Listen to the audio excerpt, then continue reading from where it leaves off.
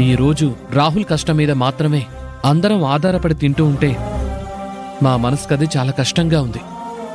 మేము కూడా వెళ్ళి ఏమైనా ఉద్యోగాలు చూసుకుంటాం. కరెక్ట్గా చెప్పావు రాజీవ్. చిన్నదో పెద్దదో ఏదో ఒక ఉద్యోగం చేసి చూద్దాం.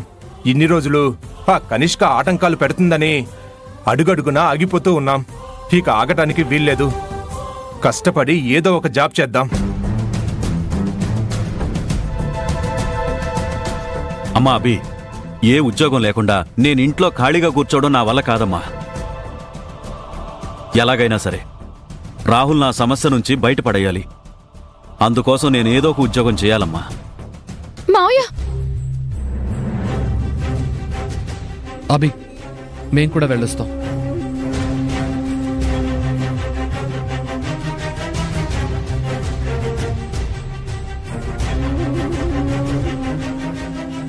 ఒక సమస్యని తీర్చడం కోసం అందరూ ఇబ్బంది పడుతున్నారు.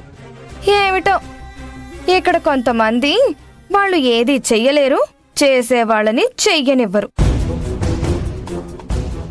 బాగా చెప్పావు వదినా. అందరూ ఇబ్బంది పడిపోతున్నారని అభి తెగ బాధపడిపోతుంది. పోనీ ఈవిడ గారు ఏమైనా ఆ సమస్య తీరుస్తారా అంటే అదీ చేత కాదు. అంతోటి దానికి ఇంత బాధపడిపోతున్నట్టు నటించడం దేనికో.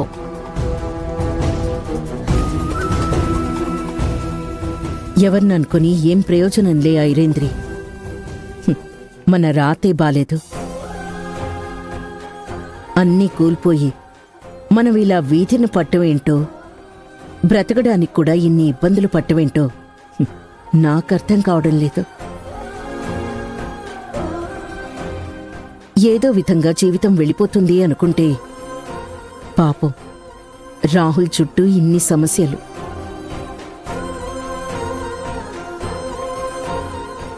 రాహుల్ ఆ కనిష్క బారి నుంచి ఎలా తప్పించుకోగలడో, ఆ కనిష్క దగ్గర బానిసత్వాన్ని విడిపించుకొని ఎలా బయటపడగలడో నాకేం అర్థం కావడం లేదు.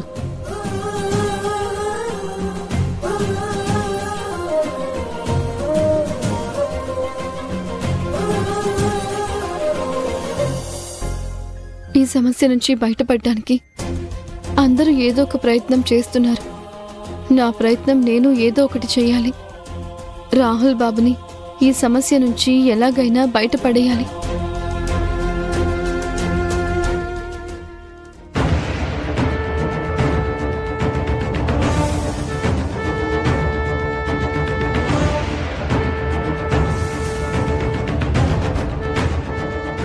హలో అభి. హాయ్ శ్రావణి, ఎలా ఉన్నావు అభి? ఒక సమస్యలో ఉన్నాను. సాయం కోసం ఫోన్ చేశాను. నాకు అర్జెంటుగా ఒక 7 లక్షల రూపాయలు కావాలి. నా దగ్గర అంత డబ్బు లేదు, కానీ నేను దాచుకున్నవి ఒక 50,000 వరకు ఉంటాయి అభి. అవేవైనా నీకు సహాయపడతాయంటే అవి నీకిస్తాను.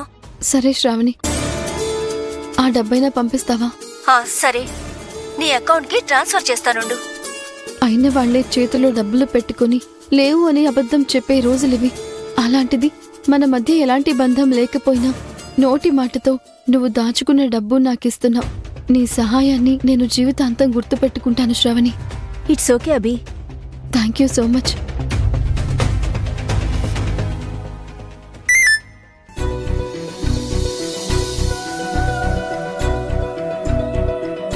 నాకు తెలిసిన నాటు వైద్యం మళ్ళీ ఇప్పుడు పనికొస్తుందని ఊహించలేకపోయాను. 50,000 పెట్టుబడితోనే నాటు వైద్యం మొదలు పెడతాను. నా రాహుల్ బాబుని కాపాడుకుంటాను.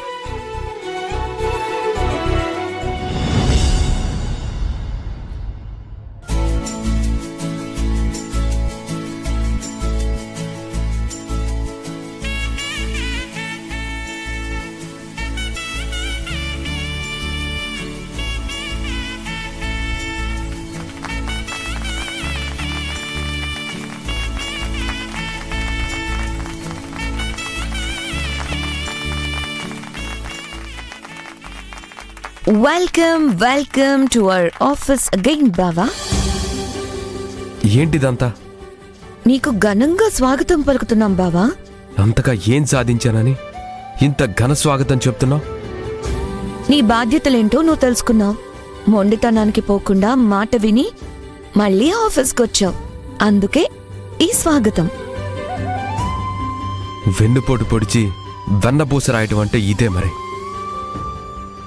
Guys, carry on with your works.